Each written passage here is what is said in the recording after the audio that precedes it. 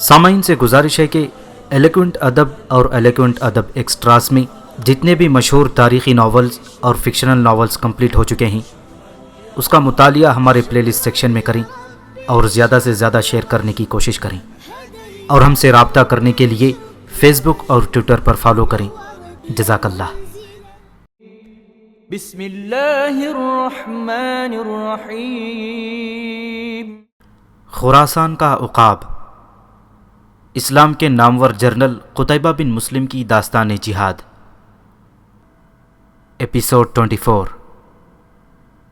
قتیبہ بن مسلم کو جب اطلاع ملی کہ ولید فوت ہو گیا ہے اور اس کی جگہ سلیمان بن عبد الملک خلیفہ بن گیا ہے تو اس نے خراسان میں موجود تمام فوج اور سرداران لشکر کو جمع کر کے اپنی اس رائے کا اظہار کیا کہ سلیمان بن عبد الملک کی خلافت سے انکار کرنا چاہیے۔ قتیبہ کے پاس جو فوج تھی اس کا ایک بڑا حصہ بنو تمیم کا تھا۔ بنو تمیم کا سردار وکی تھا۔ وکی کو جب قتیبہ بن مسلم کے ارادے کی خبر ہوئی تو اس نے لوگوں سے سلیمان بن عبد الملک کے لیے بیعت لینی شروع کر دی۔ آہستہ آہستہ یہ خبر تمام لشکر میں پھیل گئی اور لوگ وکی کے ارد گرد اکٹھے ہو گئے۔ ان سب کے عزائم قتیبہ بن مسلم کے خلاف جارحانہ تھے، حالانکہ خود قتیبہ معاملے کو امن اور افہام و تفہیم سے سلجھانا چاہتا تھا۔ بعض مورخین کہتے ہیں کہ اس سب کے پیچھے سلیمان کا ہاتھ تھا اور وہ قتیبہ بن مسلم سے اس بات کا بدلہ لینا چاہتا تھا کہ اس نے اسے ولی عہدی سے ہٹانے کے لیے ولید کا ساتھ دیا تھا، لیکن مستند مورخین کے مطابق قتیبہ کے خلاف تمام ترک قبائل کو اکٹھا کرنے میں اس کا ہاتھ نہ تھا، کیونکہ اگر اس نے قتیبہ بن مسلم سے مدد لینا ہی تھا تو وہ اسے براہ راست معزول کر کے دمشق بلوا سکتا تھا۔ اس کے علاوہ تاریخ سے ہمیں یہ بھی پتہ چلتا ہے کہ اگرچہ وہ قتیبہ سے خفا ضرور تھا لیکن وہ قتیبہ بن مسلم کی عزت کرتا تھا، اور یہی وجہ تھی کہ اس نے قتیبہ بن مسلم کو معزول نہیں کیا تھا۔ خراسان میں حالات قتیبہ بن مسلم کے خلاف ہوتے جا رہے تھے۔ اگرچہ اس نے معاملے کو امن سے حل کرنے کی کوشش کی لیکن اس کی کوشش کامیاب نہ ہو سکی۔ اس کا اپنا لشکر جس کو اس نے اولاد کی طرح عزیز رکھا تھا اس کے خلاف ہو گیا تھا، اور اس کی سپاہی اس کے خلاف اعلانیہ گستاخیاں کرنے لگے تھے۔ قتیبہ بن مسلم کے ساتھ صرف اس کے بھائی اور عزیز رشتہ دار اور دوست تھے۔ حالات اس قدر خراب ہو گئے کہ قتیبہ بن مسلم اور اس کے ساتھیوں نے مرو سے باہر ایک خیمہ لگا کر وہاں سکونت اختیار کر لی۔ ادھر بنو تمیم کے سردار وکی نے اپنے ساتھ بے شمار اجمیوں کو ملا لیا تھا، اور وہ خوش تھا کہ قتیبہ کے مقابلے میں اس کے ساتھ کہیں زیادہ جمعیت ہے۔ دونوں فوجیں جب آمنے سامنے آئیں تو قتیبہ بن مسلم کے ساتھ چند جانثار تھے، جبکہ مخالف سمت انسانوں کا ٹھاٹے مارتا ہوا سمندر تھا۔ جنگ شروع ہوئی۔ قتیبہ نے اپنے مٹھی بھر جوانوں کے ساتھ سر پر کفن باندھ کر مقابلہ کیا تھا، مگر شکست کھائی اور اپنے عزیزوں سمیت جنگ میں قتل کر دیا گیا۔ خینس اور حرب فرار ہونے میں کامیاب ہو گئی۔ سلیمان بن عبد الملک کو جب قتیبہ بن مسلم کے مارے جانے کی اطلاع ملی تو اس نے قتیبہ کی جگہ یزید بن محلب کو خراسان کا والی مقرر کر دیا۔ قتیبہ بن مسلم کی وفات پر ایک عرب شاعر نے یہ مرثیہ لکھا ہے کہ میری سواری جب مدینہ میں تھی تو قتیبہ کے قتل کی دردناک خبر ملی اور ہر شخص کی ہمت ٹوٹ گئی۔ ایک خراسانی نے قتیبہ کے قتل پر اپنے ایک عرب دوست سے کہا تھا کہ تم لوگوں نے قتیبہ بن مسلم کی یہ عزت کی ہے کہ اسے قتل کر دیا، بخدا اگر یہ شخص ہمارے ملک میں ہوتا تو ہم اسے تابوت میں محفوظ کر لیتے اور اس کی برکت سے لڑائیوں میں فتح پاتے۔ قتیبہ بن مسلم بنو امیہ کے سرداروں میں سب سے بڑا فاتح تھا۔ اسلامی تاریخ میں بھی اس کا نام ایک عظیم فاتح کی حیثیت سے یاد رکھا جائے گا، لیکن اتنے بڑے فاتح کی ایسی حسرتناک موت افسوسناک حادثہ ہے، لیکن اس کی موت کا ذمہ دار سلیمان بن عبد الملک کو نہیں ٹھہرایا جا سکتا، کیونکہ اس نے سلیمان کے خلاف بغاوت کا ارادہ کیا تھا اور اپنے ہی ساتھیوں کے ہاتھوں مارا گیا تھا۔ اگرچہ قتیبہ بن مسلم کا انجام افسوسناک تھا، لیکن اسلامی سلطنت کے لیے اس کی خدمات کو کبھی فراموش نہیں کیا جا سکتا۔ یہ الگ بات ہے کہ تاریخ میں اس کے ساتھ بہت زیادتی ہوئی ہے اور اس کو وہ مقام نہیں دیا گیا جس کا وہ حقدار تھا، حالانکہ یہ اسی کی فہم و فراست تھی جس کی وجہ سے ترکستان مکمل طور پر اسلامی سلطنت کا حصہ بن گیا۔ اس کے علاوہ خراسان کا ایک بڑا حصہ اسلامی سلطنت میں شامل ہوا۔ اس نے بخارا اور سمرقند جیسے بڑے اور اہم شہر فتح کر کے اسلامی سلطنت کو تجارت کی ایک بڑی منڈی دی تھی۔ اس کے علاوہ اس نے چین کے حکمرانوں کو مسلمانوں کی اطاعت پر مجبور کر دیا۔ اس کا ایک اور کمال یہ تھا کہ اس نے جہاں بھی جنگ لڑی ہمیشہ فتح پائی، سوائے بخارا کے جہاں پہلی مرتبہ حملے کے دوران اس کو شکست اٹھانا پڑی تھی۔ اس کے علاوہ اس نے کابل اور افغانستان کو بھی اسلامی سلطنت میں شامل کیا تھا۔ اس کے فتح کیے ہوئے علاقوں کا رقبہ تقریباً اتنا ہی تھا جتنا باقی اسلامی سلطنت کا رقبہ تھا۔ اس کی فتوحات میں موجود روس کے بھی کچھ علاقے شامل تھے۔ وہ واقعی تاریخ اسلام کا ایک زبردست جرنیل تھا۔ رات کی گھمبیر تاریکی میں دو مسافر اپنے گھوڑے سر پر دوڑاتے فربار کے علاقے میں داخل ہوئے۔ وہ خینس اور حرب تھے۔ جب وہ گلی کے اندر داخل ہی ہوئے تھے تو ایک سمت سے مدھم اور رازدارانہ سی آواز آئی، ٹھہرو، کون ہے؟ خینس نے حرب کے کان میں سرگوشی کی، یہ عتیقہ ہے، شاید بیچاری کافی دیر سے تمہارا ہی انتظار کر رہی ہے، تم اس سے مل لو، میں گھر جاتا ہوں، تم بھی یہاں سے فارغ ہو کر گھر آ جانا تاکہ ماں سے مل سکو۔ بستی میں اس وقت سوائے بوڑھے عورتوں اور بچوں کے کوئی نہیں ہے۔ لڑائی میں حصہ لینے والا قبیلے کا لشکر اگر واپس آ گیا تو ہمیں زندہ نہ چھوڑیں گے۔ میں آخری بار ماں سے ملنا چاہتا ہوں، پھر شاید اس کی صورت دیکھنا نصیب نہ ہوگا۔ یہ دور ہماری زندگی کا بدترین دور ہوگا۔ تم وقت ضائع نہ کرنا اور جلدی آ جانا، میں تمہارے متعلق فکر مند رہوں گا۔ حرب جب عتیقہ سے قریب ہوا تو اس نے بڑی بےتابی سے پوچھا، جنگ کا کیا بنا؟ حرب نے اداسی سے کہا، ہم ہار گئے ہیں۔ قتیبہ بن مسلم کہاں ہے؟ اسے قتل کر دیا گیا ہے، ہم دونوں بڑی مشکل سے جان بچا کر بھاگے ہیں۔ عتیقہ سسکیاں لے لے کر رونے لگی اور حرب اسے تسلی دے رہا تھا۔ خینس ان کی اتنی ہی بات چیت سننے کے بعد آگے بڑھ گیا تھا۔ دبے پاؤں خینس اپنے گھر داخل ہوا اور صحن عبور کرتا ہوا وہ اس کمرے کے سامنے جا کھڑا ہوا جس میں سے روشنی چھین چھین کر باہر آ رہی تھی۔ دروازے کا ایک پٹ نیم وا تھا۔ اس نے دیکھا کمرے کے اندر سلامہ، مراجل، ماروا اور دمنہ چاروں نمازیں پڑھ رہی تھیں۔ اس نے اپنے دل میں کہا، تو کیا ماروا اسلام قبول کر چکی ہے؟ تھوڑی دیر کے لیے اس کے لبوں پر مسکراہٹ پھیلی، مگر جلد ہی وہ پھر کسی سوچ میں پڑ گیا اور اس کا سر جھک گیا۔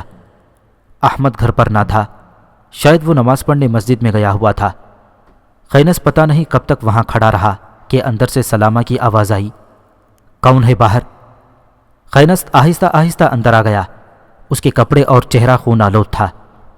چاروں گھبرا کر کھڑی ہو گئیں۔ روتی ہوئی آواز میں سلامہ نے پوچھا، تم باہر کیوں کھڑے تھے بیٹا؟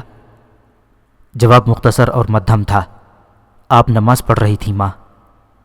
حرب کہاں ہے؟ آ رہا ہے۔ جنگ کا کیا بنا؟ ہم ہار گئے ماں۔ تم بجھے ہوئے ہو بیٹا، خیریت تو ہے؟ نہیں ماں، قبیلہ اب میرے خون کا دشمن ہو چکا ہے۔ میں آپ لوگوں سے ملنے آیا ہوں، اب حالات کیا ہوں گے میں کچھ نہیں جانتا۔ سلامہ نے خینس کے سر پر ہاتھ پھیرا، خدا تمہاری مدد کرے گا۔ آخی کہاں ہے ماں؟ نماز پڑھنے گیا ہوا ہے، تم دونوں کے لیے وہ بڑا فکر مند تھا، میں تمہیں ایک خوشخبری بھی سنانا چاہتی ہوں۔ کہو ماں۔ ماروا اسلام قبول کر چکی ہے۔ خینس نے اسی طرح کی سنجیدگی سے کہا، میں اسے مبارکباد دیتا ہوں۔ سامنے کھڑی ہوئی ماروا نے کوئی جواب نہ دیا۔ وہ یوں کھڑی تھی گویا پتھر کا کوئی حسین مجسمہ ہو جس کا رخ خینس کی طرف کر کے کھڑا کر دیا گیا ہو۔ سلامہ نے پھر پوچھا، قتیبہ بن مسلم کہاں ہے؟ روتی ہوئی آواز میں خینس نے جواب دیا، قتل کر دیا گیا ہے۔ سلامہ نے ہاتھ ملتے ہوئے کہا، میرے خدا، قتیبہ قتل ہو چکا ہے۔ اتنے میں حرب اندر داخل ہوا، اس کے ساتھ احمد بھی تھا۔ خینس فوراً آگے بڑھ کر احمد سے ملا۔ احمد بڑا چپ چاپ اور افسردہ تھا، شاید حرب اسے سب کچھ بتا چکا تھا۔ سلامہ کی کانپتی ہوئی آواز ایک بار پھر سنائی دی، مراجل، دمنہ اور احمد تم سب دوسرے کمرے میں جاؤ، میں خینس اور ماروا سے کچھ کہنا چاہتی ہوں۔ وہ سب جب دوسرے کمرے میں چلے گئے، سلامہ ماروا کا ہاتھ پکڑ کر اسے کمرے کے ایک کونے میں لے گئی، پھر اس کے کان میں سرگوشی کی، بیٹی میں جانتی ہوں اس موقع پر جب کہ خینس رخصت ہو رہا ہے تم اس سے بہت کچھ کہنا چاہتی ہو۔ وہ ایسے حالات میں ہم سے رخصت ہو رہا ہے کہ مستقبل قریب میں مجھے اس سے ملنے کی کوئی امید نہیں ہے۔ ایسے موقع پر تمہارے جذبات کیا ہیں میں جانتی ہوں، اس لیے میں نے سب کو دوسرے کمرے کی طرف چلے جانے کو کہہ دیا۔ میں خینس کو تمہارے پاس بھیجتی ہوں، تم کھل کر اپنے دل کا غبار ہلکا کر لو۔ سلامہ خینس کے پاس آ گئی اور بین کرتی ہوئی آواز میں اس نے کہا، خینس میرے لال، ماروا تم سے کچھ کہنا چاہتی ہے، جاؤ اس کی بات سن لو۔ خود وہ باہر نکل گئی۔ صحن میں کھڑے ہوئے وہ خینس کے گھوڑے کے پاس آئی اور اس کی گردن تھپ تھپاتے ہوئے وہ مدھم مدھم سسکیوں میں رونے لگی۔ خینس گردن جھکائے آہستہ آہستہ چلتا ہوا بالکل مجرموں کی طرح ماروا کے سامنے آ کھڑا ہوا۔ ماروا نے صرف چند ثانیے اسے دیکھا، پھر اس نے اپنا سر دیوار پر لٹکا دیا اور زور زور سے رونے لگی۔ خینس نے جب بڑی مشکل سے اسے چپ کرایا تو تھوڑی دیر تک وہ وحشت اور مایوسی کے ملے جلے جذبات سے اسے دیکھتی رہی۔ اس کے چہرے سے یوں ظاہر تھا جیسے اس کی عزیز ترین کوئی چیز اسے زبردستی چھین رہا ہو۔ اچانک اس بیچاری کا دل بھر آیا اور خینس کی ابا درست کرتے ہوئے اس نے پوچھا، یہاں سے نکل کر کہاں جاؤ گی؟ فی الحال میری کوئی منزل نہ ہوگی۔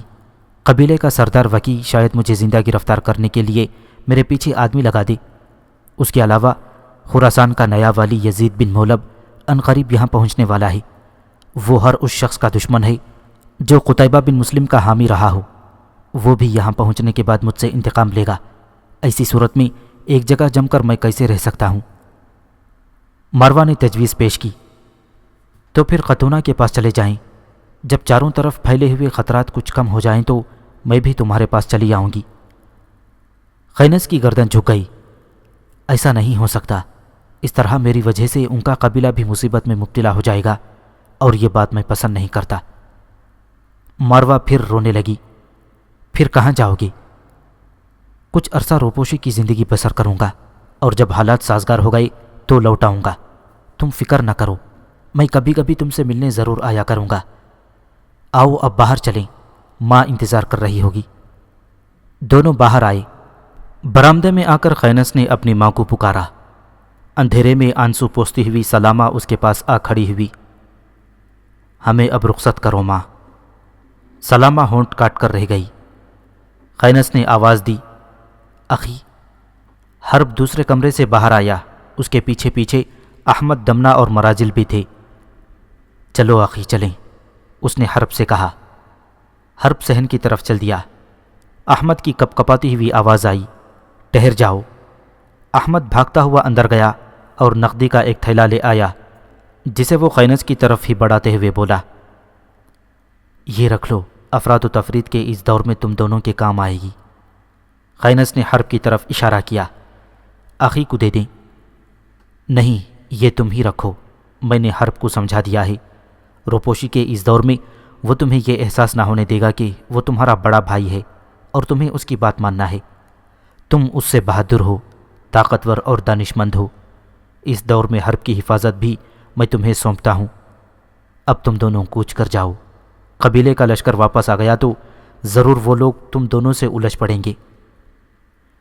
سلامہ دونوں کے ہاتھ پکڑ کر ان کے گھوڑے کے پاس لائی اور خینس کے گھوڑے کی گردن پر ہاتھ پھیرتے ہوئے اس نے کہا، تمہارے گھوڑے کی خرجین میں نے خشک پھل، گوشت اور کھانے کا کچھ سامان بھی ڈال دیا ہے۔ نقدی کی تھیلی سنبھال کر رکھنا، جب کبھی ہمیں ملنے آؤ تو بڑی احتیاط سے آنا۔ اب تم جاؤ، میں تم دونوں کو دل پر پتھر رکھ کر خدا حافظ کہتی ہوں۔ گھر کے سب افراد انہیں دروازے تک چھوڑنے آئے تھے۔ رات کی تاریکی میں وہ دونوں گھر سے باہر نکلے۔ 3-4 گلیوں سے ہوتے ہوئے وہ بستی سے باہر نکلے اور پھر اپنے گھوڑے سرپٹ چھوڑ دیے۔ سردار حریم کے باغات کے پاس سے جب وہ گزر رہے تھے تو ایک نسوانی آواز فضاؤں میں تیرتی ہوئی ان کی سماعت سے ٹکرائی۔ آخی، روتی اور بین کرتی ہوئی آواز تھی۔ خینس نے ایک دم گھوڑے کی باگیں کھینچ لیں اور حرب کو بھی رکنے کو کہا۔ حرب اس کے قریب آتے ہوئے پریشانی سے بولا، کیا ہوا؟ کسی نے ہمیں روکا ہے۔ رات کے اس وقت کون ہو سکتا ہے؟ عتیقہ ہے۔ پہلے یقین کر لیں کہیں دھوکہ نہ ہو۔ نہیں، ہرگز نہیں، میں اپنے غمگساروں اور ہمدردوں کی آواز پہچاننے میں دھوکہ نہیں کھاتا۔ پھر وہ گھوڑے سے اتر گیا اور آہستگی سے کہا، میں خینس ہوں عتیقہ، سامنے آ جاؤ۔ کیا بات ہے؟ میرے ساتھ دوسرا حرب ہے، گھبراؤ نہیں۔ عتیقہ بھاگتی ہوئی باہر آئی اور پھر خینس سے لپٹ کر پھوٹ پھوٹ کر رونے لگی۔ تم دونوں کہاں جاؤ گے اخی؟ خینس کا دل بھی بھر آیا۔ جہاں تقدیر لے جائے، ہمارے دل میں ابھی تک کوئی منزل نہیں ہے۔ یہ سب کچھ کیا ہے اخی؟ وہ روحان سی ہوتی ہوئی بولی۔ خدا کو ایسا ہی منظور تھا۔ عتیقہ آنسو پوچھتی ہوئی علیحدہ ہو گئی۔ میرے ساتھ آئیے، میں آپ دونوں کے لیے کچھ سامان لائی ہوں۔ خینس اس کے ساتھ باغ میں گیا۔ جھاڑی نما ایک درخت کے نیچے کھانے پینے کی کافی چیزیں پڑی تھیں۔ خینس اور عتیقہ دونوں نے مل کر انہیں حرب کے گھوڑے کی خرجین میں ڈال دیا۔ دونوں نے عتیقہ کو خدا حافظ کہا اور اپنے گھوڑے سامنے والے سیاہ پہاڑی کی طرف پوری رفتار سے چھوڑ دیے۔ ان کا رخ شومان شہر کی طرف تھا۔ خینس اور حرب پوری رات گھوڑے کی پیٹھ پر سفر کرتے رہے۔ دوسرے روز جب سورج طلوع ہوا تو وہ بزدہ کے شہر میں داخل ہوئے۔ سر منڈلاتے ہوئے خطرات نے انہیں بے حد چوکنا بنا دیا تھا۔ بڑی سڑک سے ہٹ کر وہ ایک معمولی سی سرائے میں داخل ہوئے تاکہ اگر کوئی تعاقب میں ہو تو دھوکہ کھا جائے۔ دونوں بھائیوں نے سرائے سے کھانا کھایا، گھوڑوں کے لیے دانے چارے کا بندوبست کیا اور تھوڑی دیر سستانے کے بعد وہ پھر اپنے سفر پر نکل پڑے۔ بزدہ سے نکل کر وہ نصف کے راستے کشک کو جاتی ہوئی شاہراہ کو انہوں نے چھوڑ دیا اور ایک گمنام راستے کے ذریعے وہ قصبہ نام کے شہر میں داخل ہوئے جو بڑی شاہراہ سے ہٹ کر تھا اور جہاں لوگوں کی آمد و رفت بہت کم تھی۔ اس شہر میں انہوں نے کوئی 1 ماہ قیام کیا تھا۔ اس دوران یزید بن محلب خراسان پہنچ گیا اور صوبے کا نظم و نسق اس نے اپنے ہاتھ میں لے لیا۔ قصبے سے نکل کر سودا کے پہاڑی سلسلے میں سے ہوتے ہوئے ایک روز سورج غروب ہونے سے پہلے وہ کش شہر میں داخل ہو رہے تھے۔ ان کا ارادہ رات یہیں بسر کرنے کا تھا، اس لیے وہ کسی اچھی سرائے کی تلاش میں تھے۔ ایک سرائے کے سامنے جب انہوں نے گھوڑے کھڑے کیے تو سرائے کے اندر سے 5 آدمی نکلے اور باہر بندھے ہوئے اپنے گھوڑے کھولنے لگے۔ ان میں سے ایک کی نظر جب اچانک خینس پر پڑی تو اس کا چہرہ مارے غصے کے سرخ ہو گیا اور اپنے ساتھی کو ٹہوکا لگاتے ہوئے اس نے کہا، سرخوسا، وہ دیکھو بھیڑیا۔ اس نے حیرت اور پریشانی سے پوچھا، کون بھیڑیا؟ فربار شہر کا عرب خینس بن یوسف اور تمہارے چچازاد بھائی باغر کا قاتل۔ اس کا ہاتھ تلوار کے دستے پر چلا گیا۔ تم نے کیسے پہچانا؟ میں نے اسے ایک بار ترمس کے طفیل کی حویلی میں دیکھا تھا۔ سرقوسا نے تلوار کھینچ لی۔ تو پھر یہی نمٹ لیں گے اسے۔ بالکل، آج کل یہ تنہا اور ایکتا ہے۔ جنگ میں چونکہ اس نے قتیبہ بن مسلم کا ساتھ دیا تھا، لہٰذا یزید بن محلب اور خود اس کا قبیلہ بھی اس کے خلاف ہے۔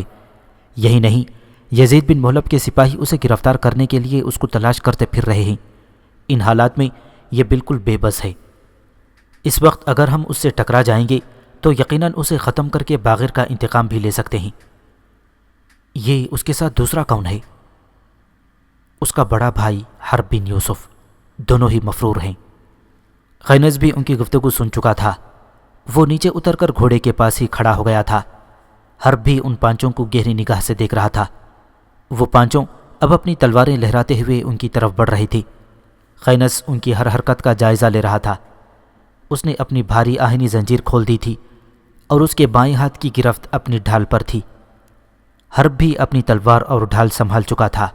گھوڑے کی زین پر بیٹھے ہوئے شاہین کی آنکھیں آگ برسنے لگی تھیں اور وہ بڑی تیز نگاہوں سے ان 5 کی طرف دیکھ رہا تھا۔ شاید وہ بھی خطرے کی بو پا گیا تھا۔ سرقوسا نزدیک آتے ہی بولا، کیا تم ہی خینس بن یوسف ہو جسے لوگ بھیڑیا کہہ کر پکارتے ہیں؟ خینس چند قدم آگے بڑھ گیا۔ ہاں، تم نے ہی میرے چچازاد بھائی باغر کو قتل کیا تھا۔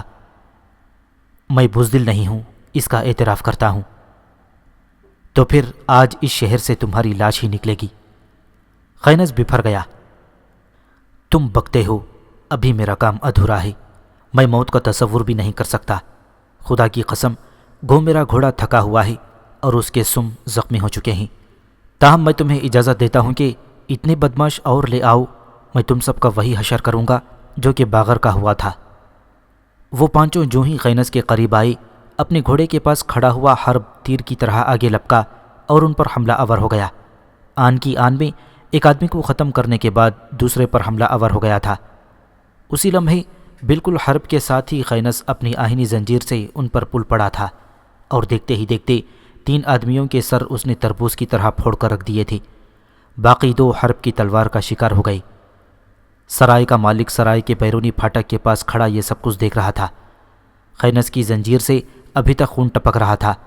اسی حالت میں وہ سرائے کے پھاٹک پر آیا اور مالک سے پوچھا، ہم یہاں رات بسر کرنا چاہتے ہیں۔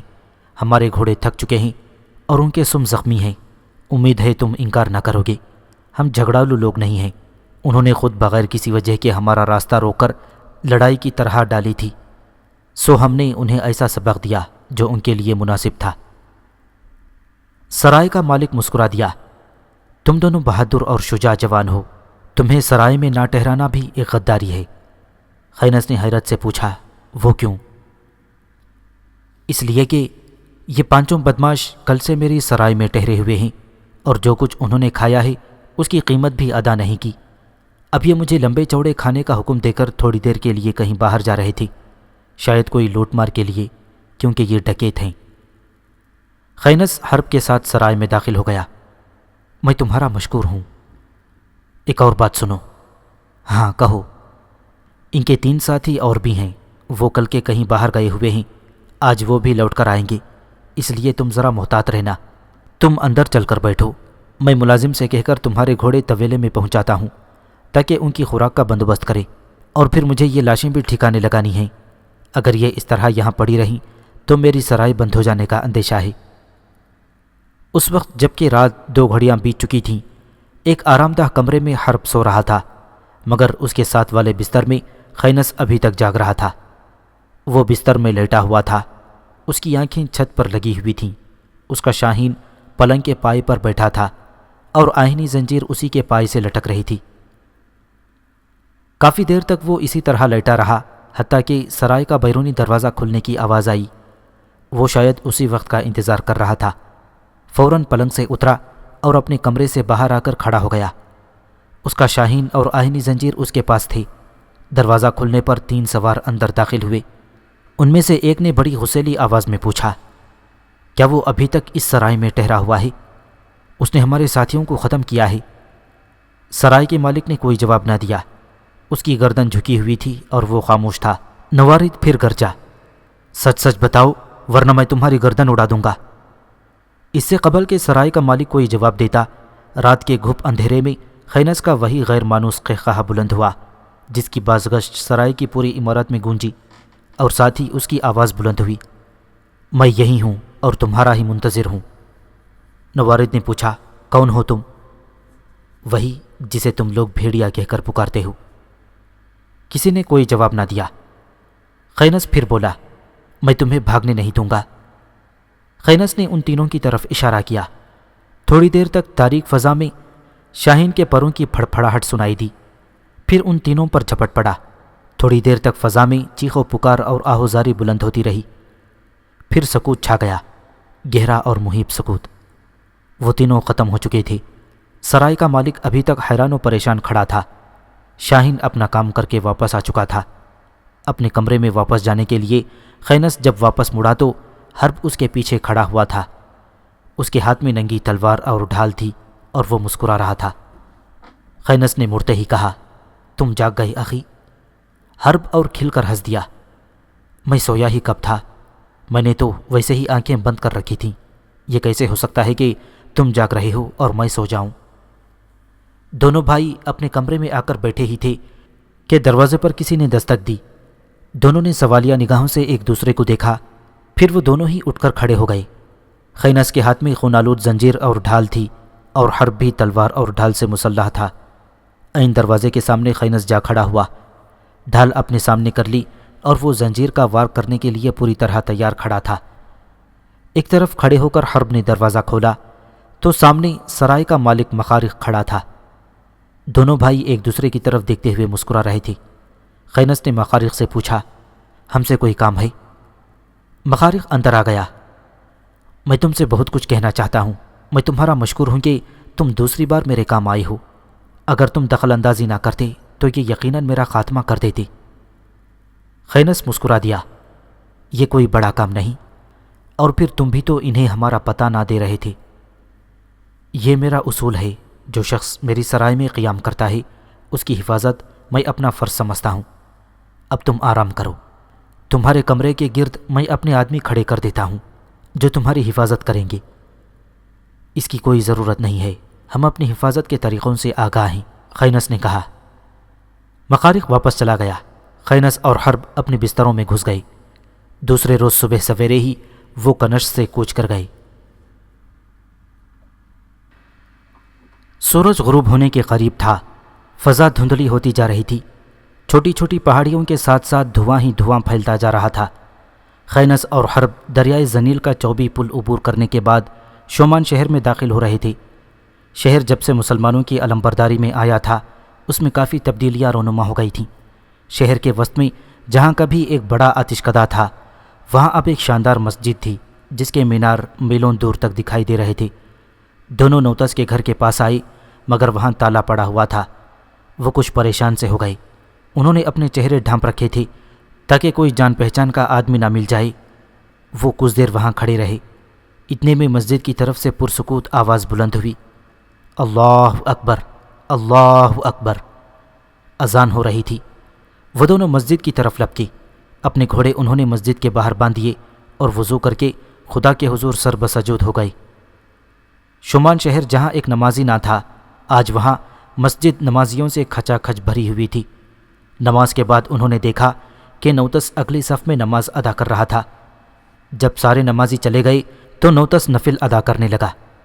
خینس اور حرب جو ذرا پچھلی صف میں تھے اس کے فارغ ہونے کا انتظار کرنے لگے۔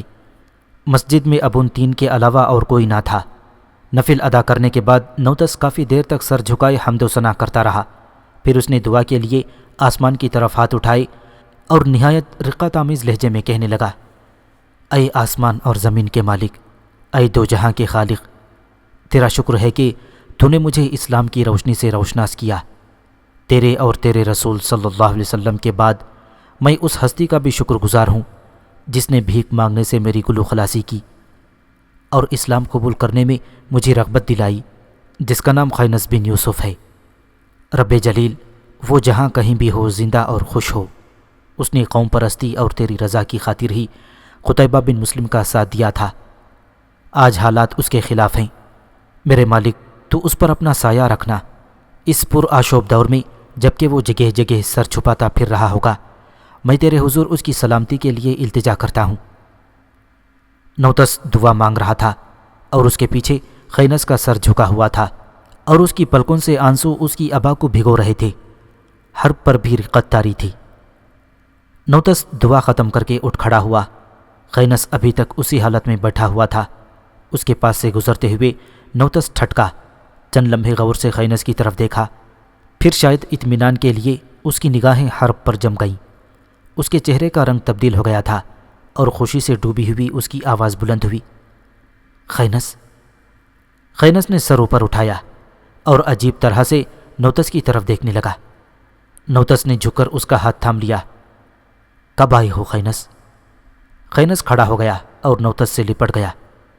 تم بہت بلند ہو، سب تمہاری وجہ سے ہے۔ تم شہر میں کب داخل ہوئے؟ ابھی چند لمحے پہلے۔ کسی نے تمہیں پہچانا تو نہیں؟ ہم دونوں نے اپنے چہرے ڈھانپ رکھے تھے۔ تم نے بہت اچھا کیا۔ یزید بن محلب نے شہر کے والی کو تمہاری گرفتاری کا حکم نامہ بھجوا دیا ہے۔ ایسے ہی حکم نامے اس نے دیگر شہروں میں بھی بھجوا دیے ہیں۔ اس شہر میں اب ہر لمحہ تمہارے لیے خطرہ ہے۔ خینس کا سر جھک گیا۔ تو اس کا مطلب ہے ہم یہاں بھی نہیں رہ سکتے اور ابھی ہماری پناہ گاہ کے لیے تلاش اور سعی ختم نہیں ہوئی۔ ہاں تم نے ٹھیک سوچا، پر تم فکر نہ کرو، مجھے امید تھی تم ضرور آؤ گی، لہٰذا میں نے پورے انتظامات کر رکھے ہیں۔ کیسے انتظامات؟ آج ہی رات، بلکہ ابھی ابھی ہم یہ شہر چھوڑ دیں گے۔ کہاں جائیں گے؟ ہم تراز جائیں گے۔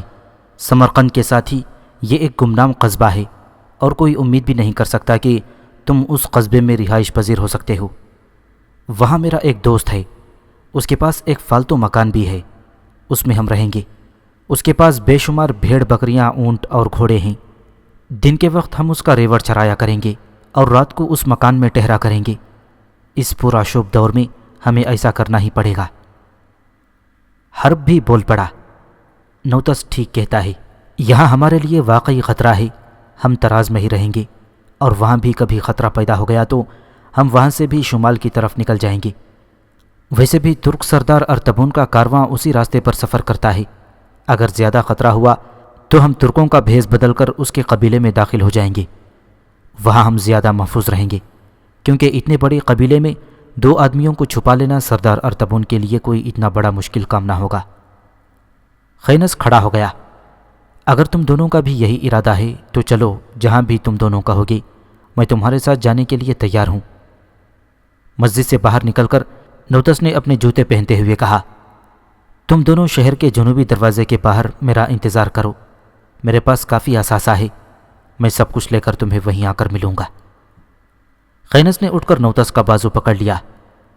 نوتس چچا، تم یہیں رہو، ہمارے ساتھ تم کیوں دھکے کھاتے ہو؟ ہمیں تقدیر پتہ نہیں کہاں کہاں دھکے کھلائے گی، تم ہمارے ساتھ اس تلخ زندگی کا انتخاب نہ کرو۔ نوتس کی آواز بھرا گئی، اس شہر میں رہنا اب میں حرام سمجھتا ہوں، میں باقی ساری زندگی تمہارے ساتھ ہی گزاروں گا، تم باتوں میں وقت ضائع نہ کرو، یہاں کا انتظامی حلقہ تمہیں گرفتار کرنے کے لیے بڑا چوکس ہے، بس تم دونوں جنوبی دروازے کے باہر میرا انتظار کرو، یہ آخری فیصلہ ہے۔ اس کے ساتھ ہی نوتس جوانوں کی طرح بھاگتا ہوا مسجد سے باہر نکل گیا۔ رات کی تاریکی میں بڑی احتیاط اور رازداری کے ساتھ وہ شہر کے جنوبی دروازے سے نکلے اور درختوں کے ایک جھنڈ میں کھڑے ہو کر وہ نوتس کا انتظار کرنے لگے۔ انہیں تھوڑی دیر ہی وہاں کھڑا ہونا پڑا تھا کہ نوتس شہر کے دروازے سے نکلتا ہوا دکھائی دیا۔ وہ کچھ آگے بڑھ کر اپنے دائیں بائیں غور سے دیکھتے ہوئے خینس اور حرب کو تلاش کرنے کی کوشش کر رہا تھا۔ اتنے میں خینس نے سیٹی بجائی۔ نوتس ادھر ہی بھاگ کھڑا ہوا۔ گھوڑے پر بیٹھے ہی بیٹھے خینس نے اس کا ہاتھ پکڑ کر اوپر کھینچا اور اپنے پیچھے بٹھا لیا۔ نوتس نے ایک وزنی تھیلی خینس کو دیتے ہوئے کہا، یہ سب سنہری سکوں کی تھیلی ہے، اسے اپنی خرجین میں رکھ لو، جلاوطنی کے اس دور میں یہ ہمارا مضبوط سہارا ہوگی۔ خینس نے چپ چاپ تھیلی لے کر اپنے گھوڑے کی خرجین میں ڈال لی اور گھوڑے کو ایڑ لگا دی۔ تھوڑی دیر بعد دریائے زنیل کا چوبی پل عبور کرنے کے بعد ان کے گھوڑے سمرقند کی طرف جانے والے شاہراہ پر بڑی تیزی سے دوڑ رہے تھے۔ کئی دن کی لگاتار مسافت کے بعد وہ تینوں ایک روز سمرقند سے ایک فرسنگ جنوب کی طرف ایک ایسی بستی میں داخل ہو رہے تھے جس کا نام تراس تھا۔ بستی کے مشرقی محلے میں آ کر نوتس نے ایک حویلی کے دروازے پر دستک دی۔ ایک ادھیڑ عمر کے مرد نے دروازہ کھولا۔ پہلے وہ چند لمحوں تک گھور گھور کر نوتس کو دیکھتا رہا، پھر چلا پڑا، اوہ نوتس، میرے عزیز دوست اور محسن۔ نوتس بھی آگے بڑھ کر اس سے لپٹ گیا۔ کیسے ہو آغاؤس؟ دونوں تھوڑی دیر تک آپس میں لپٹے رہے اور جب علیحدہ ہوئے تو نوتس نے اسے خینس اور حرب سے متعارف کرایا۔ آغاؤس تینوں کو لے کر اندر چلا گیا اور ایک کھلے میدان میں جا کر بیٹھ گئے۔ نوتس نے بیٹھتے ہی کہا، آغاؤس میرے دوست، ہم تینوں یہاں مستقل رہائش کا ارادہ رکھتے ہیں، کیا تم ہمیں اپنا وہ مکان دے دو گے جو خالی پڑا ہے؟ ہم تمہیں اس کی قیمت ادا کر دیں گے۔ آغاؤس نے ناراض ہو کر کہا، اجنبیوں کی سی باتیں نہ کرو نوتس، تم میرے ایسے دوست ہو جسے میں بھائی سے بھی زیادہ عزیز رکھتا ہوں، تم تینوں میرے ساتھ اسی مکان میں رہو گے۔ یوں نہیں، اگر تم چاہتے ہو کہ ہم تراز میں رہیں تو تمہیں اپنے اس فالتو مکان میں ہمیں رہنے کی اجازت دینا ہوگی۔ ہماری کچھ مجبوریاں ہیں جن کی بنا پر علیحدہ رہنے میں ہی ہماری سلامتی ہے، کیونکہ ہمارا وہ مکان بستی سے باہر ہے، لہٰذا وہ ہمارے لیے زیادہ مناسب ہے۔ کیا مجبوری ہے تمہیں؟ آغاؤس نے پوچھا۔ فی الحال میں تمہیں نہیں کہہ سکتا، نوتس نے کہا۔ اگر یہی بات ہے تو تم اس مکان میں جا کر رہ سکتے ہو، مگر کیا؟ ایک شرط پر۔ ہاں کہو۔ میں اس مکان کی قیمت تم سے نہ لوں گا، آج سے اس مکان کو تم اپنا ہی جانو۔ منظور ہے، مگر ایک شرط کے ساتھ۔ ہاں تم بھی کہہ دو، آغاؤس نے کہا۔ تم ہمیں اجازت دو گے کہ ہم دن کے وقت تمہارا ریوڑ چرایا کریں اور رات میں اس مکان میں بسر کریں، سمجھو یہ بھی ایک مجبوری ہے، اور اگر تم نے نہ مانا تو ہم اسی وقت یہاں سے کوچ کر جائیں گے، سمرقند کے کسی سرائے میں رہیں گے۔ نوتس نے کہا، اگر تمہاری اسی میں خوشی ہے تو میں یہ بھی منظور کرتا ہوں۔ تو پھر اٹھو، ہم اسی وقت وہاں جانا چاہتے ہیں۔ آغاؤس کھڑا ہو گیا۔ چلو جیسی تمہاری مرضی۔ آغاؤس نے ان کے لیے اس مکان کی اچھی طرح صفائی کرا دی۔ دوسرے روز سے وہ اس مکان میں رہنے لگے۔ صبح سے شام تک وہ آغاؤس کا ریوڑ چراتے اور رات بستی سے باہر اس مکان میں بسر کر لیتے۔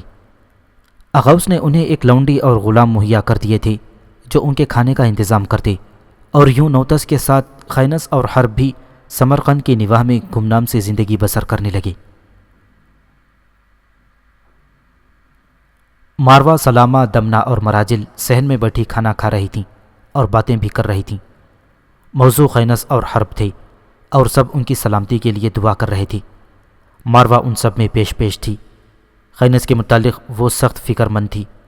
وہ اس کے متعلق بہت کچھ سننا چاہتی تھی کہ وہ کہاں ہے، کس حال میں ہے۔ ایسے بہت سے سوال اس کے ذہن میں تپش پیدا کر رہے تھے جن کا جواب اسے کوئی بھی دینے والا نہیں تھا۔ صحن کے ایک طرف توانا گھوڑوں کے آگے گھاس پھیلا رہی تھی کہ احمد بھاگتا ہوا گھر میں داخل ہوا۔ وہ بری طرح ہانپ رہا تھا۔ اسے دیکھتے ہی سب نے باتیں کرنا چھوڑ دیں۔ احمد ان کے پاس آ کر کھڑا ہو گیا۔ توانا بھی بھاگ کر وہیں آ گیا تھا اور فکر مندی سے احمد کی طرف دیکھنے لگا۔ گھبراہٹ اور فکر مندی میں کھڑے ہوتے ہوئے سلامہ نے پوچھا، کیا ہوا بیٹے؟ احمد نے سانس درست کرتے ہوئے جواب دیا، ماں، یزید بن محلب کا بھائی حبیب بن محلب چند سپاہیوں کے ساتھ ہماری بستی میں آیا ہے۔ اس نے سردار وکی اور کچھ دوسرے لوگوں سے بھی بات کی ہے۔ وہ خینس اور حرب دونوں کو گرفتار کرنے آئے ہیں، اور اگر وہ دونوں نہ ملے تو وہ ماروا کو پکڑ کر لے جائیں گے تاکہ اس پر خوب سختی کی جائے، اور جب خینس ان سختیوں کے متعلق سنے گا تو وہ ضرور ماروا کو چھڑانے آئے گا اور اس طرح اسے گرفتار کر لیا جائے گا۔ سلامہ چلا اٹھی، یہ نہیں ہو سکتا۔ یہ ہو چکا ہے ماں، تم ماروا سے کہو توانا کے ساتھ وہ مکان کی پشت سے نکل جائے۔ میں وہاں ایک رسا باندھ دیتا ہوں جس کی مدد سے وہ آسانی کے ساتھ نیچے اتر جائیں۔ سلامہ رو پڑی، کہاں جائے گی یہ؟ میں اسے نہیں جانے دوں گی، میں اس کی حفاظت کروں گی۔ ضد نہ کرو ماں، ماروا اور توانا سے کہو بھاگ جائیں۔ حبیب اپنے سپاہیوں اور بستی کے چند جوانوں کے ساتھ یہاں آ گیا تو ماروا کی عزت بھی محفوظ نہ رہے گی۔ پھر وہ ایک بارگی ہی زور سے چلا پڑا، ضد نہ کرو ماں، خدا کے لیے ماروا اور توانا سے کہو مکان کی پشت سے بھاگ جائیں۔ میں اپنے چھوٹے بھائی کی عزت اپنے سامنے لٹتے نہ دیکھ سکوں گا۔ میں ہر وہ ہاتھ کاٹ دوں گا جو ماروا کی طرف اٹھا۔ اگر تم چاہتی ہو کہ اس گھر میں خون نہ بہے تو ماروا سے کہو توانا کے ساتھ بھاگ جائے۔ یہاں سے نکل کر وہ نصف کی کسی سرائے میں جا کر ٹھہر جائیں، اور جب حالات ٹھیک ہو گئے تو میں خود جا کر انہیں لے آؤں گا۔ ماروا کھڑی ہو گئی۔ اپنے آنسو خشک کرتے ہوئے اس نے سلامہ سے کہا، آخی ٹھیک کہتے ہیں ماں، ہم دونوں کا یہاں سے چلے جانا بہتر ہے۔ جب حالات ٹھیک ہو جائیں گے تو ہم دونوں لوٹ آئیں گے، اس میں ہم سب کی بہتری ہے۔ احمد بھاگتا ہوا اندر گیا اور ایک تھیلی لا کر ماروا کو تھماتے ہوئے کہا، یہ سنہری سکوں سے بھری ہوئی ہے، اگر تم ساری زندگی بھی اسے اپنے آپ پر خرچ کرتی رہو تو یہ ختم نہ ہو۔ اگر اس دوران خینس ہمیں ملنے آ گیا تو میں اسے بھی تمہارے متعلق ضرور بتا دوں گا۔ وہ نصف میں تمہاری حفاظت بھی کرے گا اور تم سے ملتا بھی رہے گا۔ روتی ہوئی آواز میں ماروا نے کہا، جلدی کیجیے آخی، اب مکان کی پشت پر رسا باندھیں، میں اس کے ذریعے نیچے اتر جاؤں گی اور نصف کی سرائے میں ٹھہر کر حالات کے بہتر ہونے کا انتظار کروں گی۔ میری ماں کی خبر بھی وہیں ہے اور اس کی موجودگی میں مجھے کچھ حوصلہ رہے گا۔ پھر وہ اندر گئی اور 2 تلواریں لے آئی، ایک اپنے اور ایک توانا کے لیے۔ احمد تیزی سے اندر گیا اور ایک لمبا رسا لے آیا۔ توانا کی طرف دیکھتے ہوئے اس نے جلدی جلدی کہا، توانا، تم 2 گھوڑے لے کر مکان کے پیچھے چلے جاؤ، پر جلدی جلدی۔ توانا گھوڑے کھولنے لگا۔ احمد اور ماروا چھت پر آئے۔ رسے کا ایک سرا احمد نے پکڑے رکھا تھا اور دوسرا نیچے زمین پر پھینک دیا، جس کی مدد سے ماروا نیچے اتر گئی۔ احمد چھت پر ہی کھڑا رہا۔ جب توانا وہاں پہنچ گیا اور وہ دونوں گھوڑوں پر سوار ہو کر دریائے جیہون کی طرف جانے والے راستے کی طرف چلے گئے تو احمد رسا لے کر نیچے اتر آیا۔ گھر کا ہر فرد اداس تھا۔ کھانے پکانے کا کسی کو ہوش تک نہیں تھا۔ چولہے میں جلتی ہوئی آگ بجھ گئی۔ اتنے میں بیرونی دروازے پر دستک ہوئی۔ احمد نے دروازہ کھول کر دیکھا تو باہر خراسان کے والی یزید بن محلب کا بھائی حبیب کھڑا تھا۔ اس کے ساتھ 15 خراسانی سپاہی تھے اور 3 نوجوان بنی تمیم کے تھے۔ حبیب نے احمد سے کہا، میں والی خراسان کا بھائی حبیب ہوں۔ احمد باہر نکل کر کھڑا ہو گیا اور اپنے پیچھے دروازہ بند کر دیا۔ میں جان گیا ہوں۔ تمہارا نام کیا ہے؟ میں احمد ہوں۔ خینس اور حرب کے بھائی ہو؟ جی ہاں۔ وہ دونوں کہاں ہیں؟ مجھے کچھ خبر نہیں، لڑائی کے بعد سے وہ روپوش ہیں۔ تنزن حبیب نے کہا، نہ صحیح، مگر ماروا کہاں ہے جسے خینس اپنے ہاں ترم سے لایا تھا اور جس سے وہ محبت بھی کرتا ہے؟ اس سے تمہارا کیا تعلق؟ وہی جو خینس سے ہے، وہ بھی یہاں سے جا چکی ہے۔ حبیب نے تلوار کھینچ لی۔ تم بکواس کرتے ہو، وہ یہیں ہے، ہم تمہارے مکان کی تلاشی لیں گے، تم نے ضرور اسے کہیں چھپا دیا ہوگا۔ میں جھوٹ نہیں کہتا، وہ یہاں سے جا چکی ہے، میں تمہارے گھر کی تلاشی لوں گا۔ تم اکیلے اندر آ سکتے ہو، میں تمہیں سارا گھر دکھا دیتا ہوں۔ نہیں، میرے ساتھ یہ سپاہی اور تمہارے قبیلے کے یہ 2 نوجوان بھی اندر آ جائیں گے۔ ٹھہر جاؤ، میں پھر پردہ کرا لوں۔ پردہ کرا لو یا ماروا کو کہیں چھپا دو یا اسے بھاگ جانے کو کہہ دو۔ احمد بولنا ہی چاہتا تھا کہ اس کے قبیلے کے 3 نوجوانوں میں سے ایک نے کہا، جھوٹ کیوں بولتے ہو احمد؟ ماروا کو ہم نے خود گھر میں آج دوپہر کے بعد دیکھا ہے، خاموشی سے اسے ہمارے حوالے کر دو، سارا قضیہ ہی ختم ہو جائے گا۔ احمد نے بڑی عاجزی سے کہا، واللہ میں جھوٹ نہیں کہتا، وہ یہاں سے جا چکی ہے۔ ہمیں نہیں پتا تم جھوٹ کہتے ہو یا سچ، ہم مکان کی تلاشی ضرور لیں گے۔ تو پھر ذرا ٹھہرو، میں اپنی ماں سے پوچھ لوں وہ اس بارے میں کیا کہتی ہے، اس کا فیصلہ میرے لیے آخری ہوگا۔ ہاں جاؤ، پوچھ کر آؤ۔ احمد اندر آیا اور سلامہ سے کہا، ماں، باہر خراسان کے والی کا بھائی آیا ہوا ہے، اس کے ساتھ 15 سپاہی اور 3 قبیلے کے جوان ہیں، وہ ماروا کو لے جانے کے سلسلے میں ہمارے گھر کی تلاشی لینا چاہتے ہیں۔ اس بارے میں تم کیا جواب دیتی ہو؟ اگر کہو تو میں ان سب کو دروازے سے باہر ہی روک دوں۔ تم ماں بھی ہو اور باپ بھی، اپنا فیصلہ دو۔ خدا کی قسم، اگر تم کہو تو میں ہر ایک جوان کے پاؤں کاٹ دوں گا جو اس گھر میں زبردستی گھسنے کی کوشش کریں گے۔ سلامہ کسی گہری سوچ میں ڈوب گئی۔ ماں یقیناً یہ سوچ رہی ہوگی کہ اس وقت خینس گھر پر ہوتا اور اپنی وزنی آہنی زنجیر اور خونخوار شاہین سے ان سب کا راستہ روک دیتا۔ قسم مجھے پیدا کرنے والی کی، تم اپنا فیصلہ دو، پھر دیکھنا احمد ثابت کر دے گا کہ وہ اسی خینس بن یوسف کا بھائی ہے جو 8-8 10-10 جوانوں کو پچھاڑ دیتا ہے۔ اگر میں نے تمہیں کسی چیز کی کمی محسوس ہونے دی تو تم مجھے دودھ مت بخشنا۔ سلامہ نے سر اوپر اٹھایا، اس کی پلکیں بھیگی ہوئی تھیں۔ جذباتی نہ بنو بیٹا، انہیں اندر آنے دو، اگر تلاشی لینے سے یہ جھگڑا ختم ہوتا ہے تو ہو جانے دو۔ میں اس گھر میں خون بہتا نہیں دیکھنا چاہتی اور نہ ہی اس قضیے کو تول دینا چاہتی ہوں۔ تم انہیں کہو کہ بے شک تلاشی لے لیں۔ احمد نے واپس جا کر دروازہ کھولا اور سر جھکا کر ہونٹ کاٹتے ہوئے کہا، میری ماں کا حکم ہے، تم تلاشی لے سکتے ہو۔ حبیب کے پیچھے پیچھے وہ سب اندر آ گئے اور مکان کی تلاشی لینے لگے۔ کافی دیر تک مکان کو دیکھنے کے بعد جب انہیں ماروا کہیں بھی دکھائی نہ دی تو حبیب غصے میں پاگلوں کی طرح نظر آ رہا تھا اور احمد کا گریبان پکڑتے ہوئے کہا، بتاؤ کہاں ہے ماروا؟ احمد نے ایک ہی جھٹکے سے اپنا گریبان چھڑا لیا۔ میں نے تمہیں پہلے ہی کہہ دیا تھا کہ وہ یہاں سے جا چکی ہے، پر تم خود ہی تلاشی لینے پر تلے ہوئے تھے۔ سردار حریم کی لڑکی عتیقہ اسی لمحے بھاگتی ہوئی اندر آئی اور دروازے پر کھڑی ہو کر پھٹی پھٹی نگاہوں سے یہ سارا منظر دیکھنے لگی۔ حبیب جواب میں کچھ کہنے ہی والا تھا کہ بنو تمیم کے ان 3 جوانوں میں سے ایک نے دمنہ کی طرف اشارہ کرتے ہوئے کہا، یہ سامنے اس کی بیوی کھڑی ہے، جب تک یہ ماروا کو ہمارے حوالے نہیں کرتا اس کی بیوی کو پکڑ کر لے جاؤ، اگر اس میں ذرہ بھر بھی غیرت ہوگی تو ماروا ہمارے حوالے کر کے اپنی بیوی کو یرغمال سے چھڑا کر لے جائے گا۔ حبیب نے ایک سپاہی سے کہا، پکڑ لو اس کی بیوی کو۔ احمد نے تلوار کھینچ لی اور چلا کر کہا، خبردار جو کوئی اس کی طرف بڑھا، جس نے اسے ہاتھ لگایا میں اس کے ہاتھ کاٹ دوں گا۔ اس سپاہی نے بڑی ڈھٹائی سے کہا، میں اسے ہاتھ لگاتا ہوں، دیکھتا ہوں تم میرا کیا بگاڑ لیتے ہو۔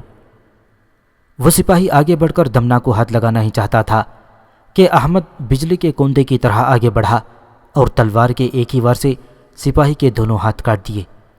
پھر وہ پیچھے ہٹ کر کھڑا ہو گیا اور زخمی اور بپھرے ہوئے درندے کی طرح دہاڑا، میں نے کہا تھا نا اسے ہاتھ مت لگانا، حبیب نے چیخ کر سپاہیوں سے کہا، پکڑ لو اس بدماش کو۔